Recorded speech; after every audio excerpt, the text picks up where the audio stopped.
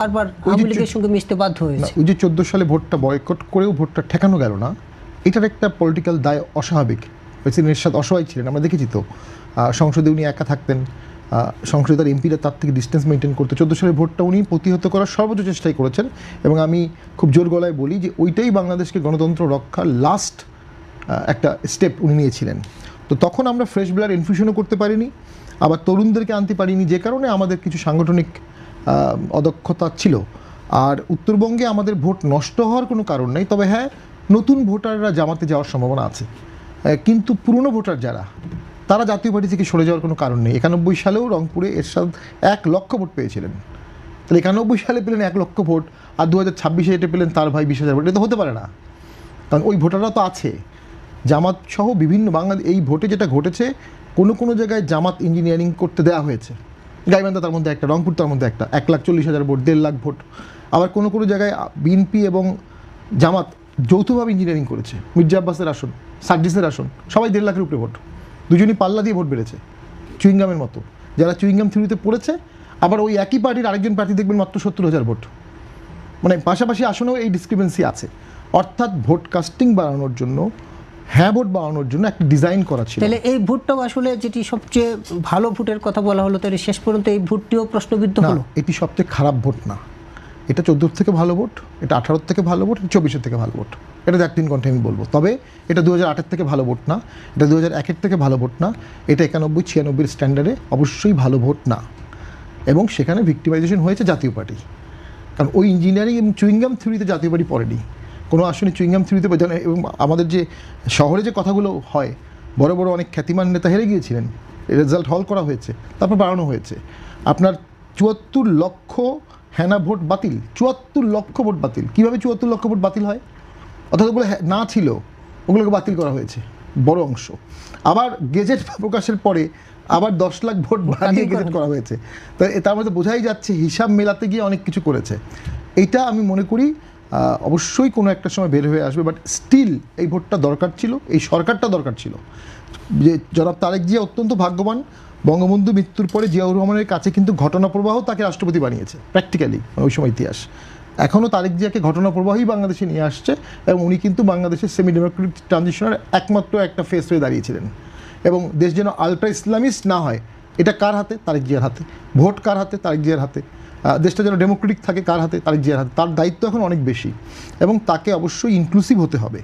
তিনি যদি ইনক্লুসিভ না হয়ে হন্টেড মেমোরি, 17 বছরের তিক্ত অভিজ্ঞতা দিয়ে দেশ চালান, তাহলে ইতিহাস রিপিট হবে। তো উনি যদি মনে করেন যে অবশ্যই সবাইকে নিয়ে দেশটা চালাবেন, দেশটা চলবে এবং দেশটা সার্ভাইভ হবে। দেশের অর্থনীতির অবস্থা খুবই খারাপ, এবং ইরান ইউএস যুদ্ধের ইম্প্যাক্ট বাংলাদেশে খুব দ্রুত পড়বে, এবং প্যানিক সৃষ্টি হয়ে গেছে। পেট্রোল পাম্পগুলোতে কিন্তু লম্বা লাইন, কোনো কারণ নেই, কিন্তু লাইন কিন্তু লম্বা হয়ে গেছে। সো একটা নতুন সরকার এই অর্থনীতি, ভঙ্গুর অর্থনীতি, এর মধ্যে একটা আবার খুবই আমি বলবো অপাঙ্ক্তেয় কাজ সরকার করে ফেলেছে। বাংলাদেশ ব্যাংকের গভর্নর, যে পোস্টটা খুবই একটা আস্থার পোস্ট, খুবই একটা সুপার প্রফেসর পোস্ট, সেখানে এমন একজনকে গভর্নর করা হয়েছে যার পিএইচডি নাই, যার পড়ানোর অভিজ্ঞতা নাই, যার বিশাল কোনো কর্পোরেট গ্রুপ চালানোর অভিজ্ঞতা নাই, যিনি চার্টার্ড অ্যাকাউন্টেন্টও না, মানে ফেলো এফসিএ না, মেবি চার্টার্ড অ্যাকাউন্টেন্ট, যিনি খুব নাম করা অর্থনীতিবিদও না, যার প্রচুর আর্টিকেলও নাই, এবং সেমিনারে যাওয়ারও অভ্যাস নেই। মানে এগুলো তো প্র্যাকটিসের বিষয় আসলে। তো একজন সুপার অ্যাকাডেমিশিয়ান যখন অনেক সেমিনারে যায়, অনেক কথা শোনে, তারপর তিনি গভর্নর হওয়ার যোগ্যতা অর্জন করেন। তো ফরাসউদ্দিন সাহেব যদি বলেন আপনি, তারপর মুসলিউদ্দিন সাহেব যদি বলেন, তাদের তুলনায় তো আসলে অনেক লো প্রোফাইল। কেন তাকে দেওয়া হলো? এই প্রশ্নটা আসছে সবার মনে, কেন দেওয়া হচ্ছে? অনেকে সাসপেক্ট করছে উনি পিকে হালদার হতে পারেন, স্কেপগোট হতে পারেন, বিশাল কোনো স্ক্যাম করা হবে, ফ্রন্টে থাকবেন উনি, আড়ালে কেউ স্ক্যামটা করতে পারে। এটা আমাদের সন্দেহ, গভীর ষড়যন্ত্রের গন্ধ আমরা এখানে পাচ্ছি। এবং এই বিষয়টা আমি মনে করি, যেহেতু প্রচুর অভিযোগ উঠেছে এই বিষয়ে, এটা সরকারের ইমিডিয়েটলি পরিবর্তন করা উচিত। উনি হয়তোবা ভালো করবেন, হয়তোবা উনি সৎ, হয়তোবা উনি দক্ষ, কিন্তু আপনি একটা লেন ঘোড়ার উপর কেন বাজি ধরবেন? আপনি একটা পঙ্গু ঘোড়ার উপর বাজি ধরবেন কেন? এটা অনেক সময় ডেড হর্স, আপনি কেন বাজি ধরবেন? অনেক সময় ক্লিক করতে পারে, আর যদি ক্লিক না করে, দোষ হয়ে যায়, ভুল হয়ে যায়, বাংলাদেশ ব্যাংক ডুবে যায়, তখন কি হবে? তো সব জায়গাতে আপনি অ্যাডভেঞ্চারিজম করার কোনো সুযোগ নাই।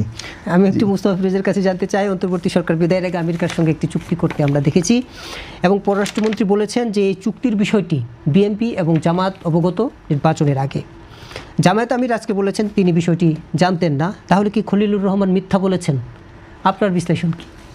না, এটা তো যেহেতু মানে সব পক্ষ যদি না বলে, আসলে খলিলুর রহমান বলছেন, অন্যরা বলছেন জানি না, এটা তো প্রমাণ করার কোনো ইয়ে নেই, এটা নিয়ে তো কোনো কমিশনও হবে না, তদন্ত চলবে না।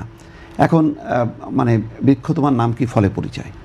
আমরা যদি স্বাধীনভাবে এখন যেমন খবরে দেখলাম যে ভারত এখন সংকটের কারণে এখন রাশিয়ার থেকেও তেল কিনতে পারে, তাতে ট্রাম্প আপত্তি করবে না। ভারত যদি কিনতে পারে আমরা কিনতে পারবো কি না, সেটা একটু দেখার বিষয়। অর্থাৎ এই পুরো বাণিজ্য চুক্তিটার একটা তদন্ত হওয়া দরকার। এই চুক্তিতে আমরা কি হাত পা মানে আমাদের বাধা হয়ে গেল কি না, এটা আরও একটু বোঝার দরকার। এবং সরকারের পদক্ষেপ, একটা বক্তব্য সরকার নিজস্বই একটা তার পর্যালোচনা হওয়া দরকার। যদি না হয়, যদি এটা ওপেন না করে, তাহলে সরকার সম্পর্কে একটা মানুষের আস্তে আস্তে মানে অস্বচ্ছ ধারণা ঘোর কাটতে থাকবে। তখন মনে করবে যে না, সত্যি সত্যি হয়েছে, এবং ওই ইউনূস সরকার যা করছে এই তারেক রহমান সরকারও বোধহয় তাই করবে, এবং এইটার ব্যাপারে হয়তো একটা সমঝোতা তাদের হয়ে গেছে। আর এটার বিপরীতে জামাতও কতখানি বিরোধী অবস্থান নেয় পার্লামেন্টে, তখন সেটাও বোঝা যাবে। যদি জামাত চুপচাপ যায় তাহলে বোঝা যাবে যে এটা সবাই মিলেমিশে তারা এটা করছে। তবে এটা আমাদের জন্য কতটা সর্বনাশ সেটা তো বোঝাই যাবে যখন নাকি বিভিন্ন সেক্টর যখন আক্রান্ত হবে। বিশেষ করে এই যে জ্বালানি, এতে যদি আমরা মুখ থুবড়ে পড়ি, আমরা যদি বিকল্প উৎস থেকে যদি জ্বালানি কিনতে না পারি, তাহলে বোঝা যাবে যে যুক্তরাষ্ট্র আমাদেরকে এমন হাত পা বেঁধে দিয়ে চুক্তি করছে যেটা আমাদের বাইরে যাওয়া সম্ভব না। তবে ইউনূস সরকারের উপরে কোনোভাবে আস্থা রাখা যায় না। সে করলেও করতে পারে, কারণ যে নিজে ক্ষমতায় থেকে 17টা 18টা লাইসেন্স করে যায়, নিজের মানে নিজেকে রাষ্ট্রের 1 নম্বর ব্যক্তি এক বছর পর্যন্ত SSF সুবিধা নিতে পারে, তো সে অনেক কিছুই করতে পারে। তো সেই কারণে একটা কিন্তু এটা নিয়ে একটা দুর্ভাষা আছে। জনগণের পক্ষ থেকে বা আমরা নিজেরা এটা দাবি করতে পারি যে এটার একটা সুরাহা, মানে অর্থাৎ এটার পুরো ব্যাখ্যাটা জনগণের সামনে উপস্থাপন করা উচিত। বেস্টের সময় আমাদের পাটোয়ারির কাছে আসতে চাই। পররাষ্ট্রমন্ত্রী যে কথা বলেছেন আমেরিকার সঙ্গে চুক্তির বিষয়ে, যে বিএনপিও বিষয়টি জানতো, এবং তাহলে কি বিএনপি আমেরিকাকে সমর্থন দিয়ে চুক্তির বিষয়ে ক্ষমতায় আসলো কিনা, আপনার কি বিশ্লেষণ? না, এত হাইপোথেটিক্যাল ডিসকাশন তো আমরা যেতে পারবো। তো আমি সংবিধানে যেটা আছে, article 145 capital A, all treaties with foreign countries shall be submitted to the president who shall cause them to be laid before parliament. Parliament ছাড়া ফরেন ট্রিটি করার কোনো স্কিম আমাদের সংবিধানে নাই। ইন্টারিম গভর্নমেন্ট এই ধরনের চুক্তি করতে পারে কিনা এই আইনগত বিষয়টা আসবে। তবে এখানে একটি সমস্যা আছে, কোনো সরকারই ভবিষ্যৎ সরকারকে বাঁধতে পারে না। No parliament can bind future parliament, no government can bind future government. তবে ফরেন ট্রিটি অ্যান্ড লোন, এই দুটো হচ্ছে এক্সেপশন। এই ট্রিটিটার স্ট্যাটাস কী হবে, এটা পার্লামেন্টে একদিন এটার উপর একটা ডেট রাখা উচিত। সেই ডেটে এই চুক্তি নিয়ে আলোচনা হবে, ট্রিটি নিয়ে আলোচনা হবে। যদি ওখানে ন্যাশনাল সিকিউরিটির কোনো ইস্যু থাকে তাহলে ক্লোজ ডোর মিটিং হবে ইন ক্যামেরা। পার্লামেন্টে এই চুক্তি কি বাতিল করা সম্ভব কিনা? খুবই কঠিন একটি ইস্যু আসলে। একবার চুক্তি সাইন হয়ে গেলে এটা আসলে মানে এত বেশি স্টেক হোল্ডার ইনভলভ হয়ে যায়, ইন্টারন্যাশনাল কমিটমেন্ট হয়, তখন আমরা যদি আবার বাতিল করি আমরা ইন্টারন্যাশনাল আর্বিট্রেশনে পড়বো এবং হিউজ রিপারেশন কম্পেনসেশন দিতে হবে। তো ওই জন্যই তো ইন্টারিম গভর্নমেন্ট চুক্তি করবে না, ওই জন্যই জনগণের প্রতিনিধি সরকার চুক্তি করবে। একটি সরকার আসছে ভোট করতে, একটি সরকার আসছে ট্রানজিশনে, সে চুক্তি করবে কেন? যেমন কেয়ারটেকার গভর্নমেন্ট আগে যেটা থাকতো তারা কিন্তু কোনো চুক্তি করতো না, তার ডেলি অ্যাফেয়ার্স নির্বাচনের ঠিক একদম আগে। তো সেখান থেকে তো আমি মনে করতে পারি যে অন্তর্বর্তী সরকারের নিয়াত নিয়ে প্রশ্ন আসছে, তারা কি আসলেই দেশের স্বার্থে এগুলো করেছে, নাকি নিজেদের ইন্ডিমিউনিটির জন্য করেছে, নিজেদের সেফটির জন্য করেছে, আসলেও দেশ তাদের কাছে মুখ্য ছিল কি না, প্রশ্নটা এখন চলে আসছে। এবং ঘুরে ফিরে আমরা যতই গালিগালাজ দিই, যতই খারাপ বলি, আলটিমেটলি দেখা যাচ্ছে রাজনীতিবিদরাই মোরাললেস দেশপ্রেমিক। কারণ এই সরকারটা তো ছিল এনজিওর, হাইলি এডুকেটেড, পিএইচডি করা প্রফেসর, তারা তো দেশপ্রেমিকের কোনো নিদর্শন রাখতে পারে নাই। তারা মায়ানমারকে করিডোর দিতে চেয়েছে। Can you imagine that? একটা যুদ্ধ দেশের সাথে একটা পক্ষকে সাপোর্ট দেওয়ার জন্য এখানে করিডোর দেওয়া হবে, অর্থাৎ বাংলাদেশকে ওই যুদ্ধের ঠেলে দিচ্ছিল তারা। সামহাও সেটা ঠেকানো গেছে, কারণ সেনাপ্রধানও বলেছে এটা এই সরকার করতে পারবে না, বিএনপিও সেসব একটা ভালো রোল প্লে করছে। আমরাও বলেছি করিডোর দেওয়ার দরকার নেই। তো এই চুক্তির ক্ষেত্রে কী হয়েছে সেটা আমরা জানি না। চুক্তির ক্লজগুলো সব ডিটেল অ্যানালাইসিস করলে বোঝা যাবে। যদি সেখানে কোনো আনফেয়ার ক্লজ থাকে সেটা অ্যাটলিস্ট অন্তর্বর্তী সরকারকে সে কোনো দায়বদ্ধ করতে হবে যে আপনারা কেন এটা করলেন, এক্সপ্লেন করেন। এবং বিএনপি একটু এই আনফেয়ার ইস্যুগুলোকে বিএনপি তুলে ধরবে কিনা আপনার? খুবই কঠিন ইস্যু। আপনি জামাতের কথা বললেন, জামাত, বিএনপি, বর্তমান সরকার ইরান এবং আমেরিকার যুদ্ধ নিয়ে যে বিবৃতি দিয়েছে, সে বিবৃতির মধ্যে ইরান গালফ অ্যাটাক করেছে এটা নিন্দা করা হয়েছে, কিন্তু আমেরিকা ইরানকে অ্যাটাক করেছে এই বিষয়ে কোনো নিন্দা করা হয়নি, জামাতও করেনি, সরকারও করেনি। তাহলে আপনি কীভাবে আশা করেন তারা পার্লামেন্টে গিয়ে এই বিষয়ে আমেরিকার বিরুদ্ধে কথা বলবে? আমার মনে হয় সেটা ইউটিউবিজম এবং সেটা হবে না। তবে চুক্তিটা জনগণের সামনে তুলে ধরা উচিত, কোন কোন জায়গায় আমাদের ন্যাশনাল লাভ হচ্ছে, কোন কোন জায়গায় আমাদের ন্যাশনাল ক্ষতি হচ্ছে, এটা অ্যাটলিস্ট জনগণের জানার অধিকার আছে। ধন্যবাদ জনাব মুস্তাফা ফিরোজের কাছে জানতে চাই ইলেকশন ইঞ্জিনিয়ারিংয়ের মাধ্যমে জনগণের রায় পাল্টে দেওয়ার অভিযোগে সৈয়দা রেজওয়ানা হাসান ও ডক্টর খলিলুর রহমানকে গ্রেফতারের দাবিতে বিক্ষোভ করেছে জামায়াত। দলটির এই দাবি বর্তমান রাজনৈতিক প্রেক্ষাপটে কতটুকু যৌক্তিক, নাকি এটি রাজনৈতিক চাপ, আপনি কিভাবে দেখেন? এইটা আসলে এগুলি মানে খুব জমবে না আর কি। জামাত একটার পর একটা আন্দোলন কিন্তু ফেল করছে। তারা বলছে না নভেম্বরের মধ্যে আগে গণভোট দিতে হবে, তারপরে তারা বলছে তা নাহলে আন্দোলন। সেই আন্দোলন তো করছে, মানুষ সাড়া দেয়নি। তারা বলছিল জাতীয় নির্বাচনের আগে স্থানীয় সরকার নির্বাচন দিতে হবে, সেটাও হয়নি। তো এখন তারা যেই কথাটা বলতেছে, তারা তাদের পরাজয়টাকে একটা মানে অজুহাত হিসাবে এর ওর ঘাড়ে চাপানোর চেষ্টা করতেছে। এখন মানে রেজওয়ানা হাসান তো ব্যাখ্যা দিছে যে আমি একটা মানে সেটা হলো অন্য প্রেক্ষাপটে, এটা হলো নির্বাচন সম্পর্কিত না, যে মেইন স্ট্রিমে আসতে দেয়নি, মেইন স্ট্রিমে আসতে দেয়নি না রাজনৈতিকভাবে। তবে এটা ঠিক রেজওয়ানা হাসানের এই ব্যাপারটা আর একটু পরিষ্কারভাবে বক্তব্যটা উপস্থাপন করা দরকার ছিল, যাতে তাদের কোনো বক্তব্যের কোনো একটা অংশ পিক করে যাতে এটা জুড়ে না দিতে পারে। এটা ঠিক করে রেজওয়ানা হাসান। কিন্তু আমার মনে হয় না রেজওয়ানা হাসান তাদের এই ক্ষমতা ছিল যে একটা পুরো ইলেকশন ইঞ্জিনিয়ারিংয়ে তারা একটা ইয়ে করবে এবং ইউনূস সরকার সহ প্রশাসন, সেনাবাহিনী, এতগুলো প্রতিষ্ঠান যেখানে যুক্ত আছে সেই অনুযায়ী জিনিসটা হবে। এটা হলো বাদকে বাদ, এটা হলো তাদের নেতা কর্মীদেরকে উজ্জীবিত রাখা, একটা সরকারের উপর চাপ সৃষ্টি করা, বিরোধী দল হিসেবে যাতে তাদের ভাবমূর্তি থাকবে। কারণ জামাত তো একটু বেকায়দাই পড়ছে, ডেপুটি স্পিকার পদ অফার করছে, এখন এটা নিতেও পারছে না, আবার বর্জনও করতে পারছে না। কারণ তারাই বলছে যে আসেন সবাই মিলে দেশ সরকার গঠন করে, জাতীয় সরকার। তাহলে সেই সরকার, একটা সরকার যারা ক্ষমতা আসছে তারা একটা পদ অফার করলো, তাও পার্লামেন্টের, সেই পদটা তারা নিতে পারছে না। তাহলে তাদের যে আগের যে অবস্থান ছিল সেই অবস্থানটা তো মিলল না। আর জামাতও জানে যে ডেপুটি স্পিকার পদ মানে গেলা মানে হচ্ছে জামাতের যে বিরোধী দলের আর চরিত্র, সেই ভূমিকাটা নষ্ট হবে। সুতরাং জামাত এখানে একটা বেকায়দা অবস্থার মধ্যে পড়ে তারা এমন এমন কিছু কিছু ইস্যু সামনে নিয়ে আসছে যেটাকে নিয়ে সবাইকে সংগঠিত করা, এটা হলো তাদের পক্ষে প্রচারণার জন্য ভালো। যেমন তারা বলছে না যে নারীদের সম্মান করে, কথায় কথায় মা বোনরা ছাড়া কোনো কথা বলে না, কিন্তু পরে দেখা গেলো মা বোনদের জন্য 5 ঘন্টা মানে কর্মঘণ্টা নির্ধারণ করে আসলে তাদের অধিকারটা ছিনায় নেওয়ার উপক্রম হয়েছে। তো এরকমই আর কি। এখন জামাতের জন্য মানে এই ডেমোক্রেটিক রাজনীতিতে কতটুকু তারা ভালো করতে পারবে এটা কঠিন। তাদের এই অবস্থানটা তাদের রাজনৈতিক জীবনের সেরা অবস্থান, এই অবস্থানটাও তারা ক্ষুণ্ণ করতে চাইবে না। তারা জানে যে আজ হোক কাল হোক আওয়ামী লীগ আসবে, আওয়ামী লীগ আসলে কিন্তু তাদের এই অবস্থানটা থাকবে না। একবার তারা যেমন 18টা আসন পাইছিল সংসদে, কিন্তু পট করে আবার পরের নির্বাচন হয়ে গেল 3টা আসন। তো এইগুলি খুবই মানে ফ্ল্যাকচুয়েট করবে। আর আওয়ামী লীগ যখন ইন করবে তখন জামাত কোন অবস্থানে চলে যাবে এটা কেউ কল্পনাও করতে পারে না। সব মিলায় জামাত একটা অস্থিরতার মধ্যে এই কথাগুলো বলে তারা তাদের একটা অবস্থান শক্ত করতে চায়, এছাড়া আর অন্য কোনো কিছু না। আমি স্বামী হায়দার পাটোয়ারির কাছে জানতে চাই যে নির্বাচন নিয়ে যে বক্তব্য দিয়েছেন সৈয়দা রেজওয়ানা হাসান, তিনি সেটির ব্যাখ্যাও দেওয়ার চেষ্টা করেছেন। তিনি বলছেন যে তার বক্তব্যকে আসলে বিকৃত করা হয়েছে। আসলে তিনি কি চাপের মুখে ভুল পাল্টানোর চেষ্টা করছেন কিনা, নাকি আসলে এই ধরনের কোনো বাস্তবতা তৈরি হয়েছিল নির্বাচনের সময়? উনি বিএনপি গভর্নমেন্টের অনুকম্পা চাচ্ছেন।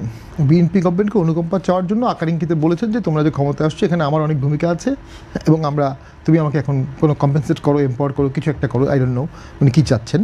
যে কথা বলেছেন তার জন্য তার বিচার হওয়া উচিত। প্লেন ল্যাঙ্গুয়েজে যা বলেছেন নিজের মুখে বলেছেন, অন্য কারো কাছ থেকে বলেন, এবং জামাত তাকে রাইটলি পিক করেছে। তবে জামাত ইসলামী জাতীয় পার্টির মতো ভুল করছে না। জাতীয় পার্টি 14 সালে সংসদে যাওয়ার পরে, আমি 18 থেকে সংসদে ছিলাম, জাতীয় পার্টি কিন্তু সংসদে অত্যন্ত কার্যকর ভূমিকা রেখেছে, অত্যন্ত কার্যকর। এবং ওইটা academically one of the finest সংসদ ছিল। ইন্টারনালি আমি জানি, আইন পাশ থেকে ছিল, সব কিছুতে বিরোধী দল হিসেবে আমাদের ব্যাপক ভূমিকা ছিল, কিন্তু আমরা রাজপথে কোনো ভূমিকা রাখিনি। সেটার পিছনে একটা কারণও ছিল, আমাদের পার্টিতেও একটা উইং ছিল যারা সবসময় আওয়ামী লীগকে তোয়াজ করেছে এবং আওয়ামী লীগের সাথে লিঙ্ক রেখেছে। কখনো রাজপথে বা কোনো জনবন্ধব ইস্যুতে আমরা নামতে গেলেও তারা এটাকে ঠেকিয়েছে। একদিন ওয়াকআউটও করেনি, আমরা পার্লামেন্ট থেকে ওয়াকআউটও হয়নি একদিন। জামাত এই ভুলটা করছে না। ইভেনচুয়ালি জামাত এবং বিএনপি এক দল, যেটা মোস্তফা ফিরোজ ভাই বললেন, আওয়ামী লীগ আসবে এটা জামাতও জানে, বিএনপিও জানে। আওয়ামী লীগ আসলে তারা সবাই একসাথে আওয়ামী লীগকে ট্যাকেল করবে। আওয়ামী লীগ যেন না আসতে পারে এটার জন্য একসাথে অনেক দিন তারা পলিসি ইস্যুতে কাজ করবে, ভারত সবাইকে কনভিন্স করার চেষ্টা করবে একসাথে। কিন্তু রাজপথে তারা তীব্র একটা ভায়োলেন্ট এবং একটা অ্যান্টি গভর্নমেন্ট অবস্থান রাখবে, যাতে বিরোধী দলের ফাঁকা মাঠটা অন্য কেউ না নিয়ে নেয়। এটা জামাতের অত্যন্ত সূক্ষ্ম বুদ্ধির কৌশলগত অবস্থান এবং খুবই সুবিবেচনাপ্রসূত। এর মাধ্যমে তার দল চাঙ্গা থাকবে, এর মাধ্যমে তার সংগঠন চাঙ্গা থাকবে, তার ভোট ব্যাংক ঠিক থাকবে। অন্যদিকে সরকারি একটি দল স্বাভাবিকভাবেই দুর্নীতি বা অন্যান্য কম্প্রোমাইজের কারণে জনপ্রিয়তার পারদ কমতে থাকবে এবং আওয়ামী লীগও ঢুকতে পারবে না, এবং আওয়ামী লীগও মাঠে ঢুকতে পারবে, কারণ মাঠটা তখন অকুপাইড থাকবে। তবে এরপরও আমি মনে করি জামাত এবার ক্ষমতার কাছাকাছি চলে গিয়েছিল, যে কোনোভাবেই হোক। এই মোমেন্টও তৈরি করা ভবিষ্যতের জন্য খুব কঠিন হবে। বাংলাদেশের রাজনীতিতে কি আওয়ামী লীগ ঢুকতে পারবে না, সেই বাস্তবতা সম্ভব কিনা? মুস্তাফা ফিরোজ, আপনার বিশ্লেষণ একটু শুনতে চাই। না, আমার তো ধারণা 1 বছরের মধ্যেই আওয়ামী লীগ ঢুকে যাবে এবং এটা ঠেকানো সম্ভব হবে না। কারণ এরপরেই পশ্চিমারা অন্যান্য গণতান্ত্রিক প্রতিষ্ঠানগুলো চাপ দেবে এবং বিএনপি তো স্ট্যান্ড ছিলই যে আমরা কোনো দলকে নিষিদ্ধ করতে চাই না, এবং কার্যক্রমও যে নিষিদ্ধ হয়েছে সেই নিষিদ্ধের আন্দোলনও কিন্তু বিএনপি ছিল না। ফলে সে কিন্তু নীতিগতভাবে তার কমিটমেন্ট আছে। তবে সেই আওয়ামী লীগ কি হাসিনার আওয়ামী লীগ নাকি পরিবর্তিত আওয়ামী লীগ, এটা নিয়ে আমার প্রশ্ন আছে। আমার ধারণা হাসিনার আওয়ামী লীগ আর ঢুকতে পারবে না, পরিবর্তিত আওয়ামী লীগ বাংলাদেশে ঢুকবে। পরিবর্তিত আওয়ামী লীগের ব্যাখ্যাটা যদি একটু বলেন। যে পরিবর্তিত আওয়ামী লীগ মানে নেতৃত্বের পরিবর্তন। এখন যেমন তারেক রহমানের নেতৃত্বে বিএনপি, ভবিষ্যতে আওয়ামী লীগ ওই অন্য একজনের নেতৃত্বে আসলে সেই ক্ষেত্রে মানে নেতৃত্বের হাত ধরে যদি আওয়ামী লীগ ফিরে আসে সেক্ষেত্রে বিএনপির খুব একটা আপত্তি থাকবে না, কারণ বিএনপি তো এখন আস্তে আস্তে চাপের মধ্যে পড়বে, জামাতের চাপের মধ্যে পড়বে। সেই চাপটাকে রিলিজ করার জন্য সে আওয়ামী লীগকে নিয়ে আসবে। আওয়ামী লীগকে যখন নিয়ে আসবে তখন জামাত কিন্তু আতঙ্কগ্রস্ত হয়ে তখন আবার বিএনপির ছায়াতলে আসবে। তখন কিন্তু বিএনপি আবার এটা রাজনৈতিকভাবে সে সুরক্ষা দেওয়ার চেষ্টা করবে, বেনিফিটেড হবে। তো সুতরাং এখানে তো রাজনীতির অনেক খেলা, ক্ষমতার খেলা আর কি। ক্ষমতার এটা খেলা বলবো না, ক্ষমতার এটা খুব খারাপ খেলা, নোংরা খেলাও বটে।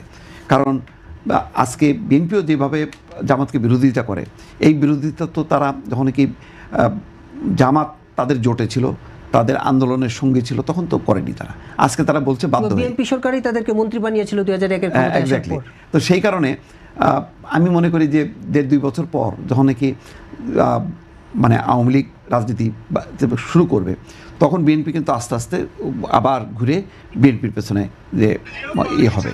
তো সুতরাং খেলা অনেক বাকি আছে। আমার ধারণা যে আগামী 1-1.5 বছরের মধ্যে এই রাজনীতি এখনকার এই খেলা আবার একটা ভিন্ন রূপ নেবে। আওয়ামী লীগ যদি ফিরে আসে, কিংবা আওয়ামী লীগ ফিরে আসার প্রশ্নে যেসব আলোচনা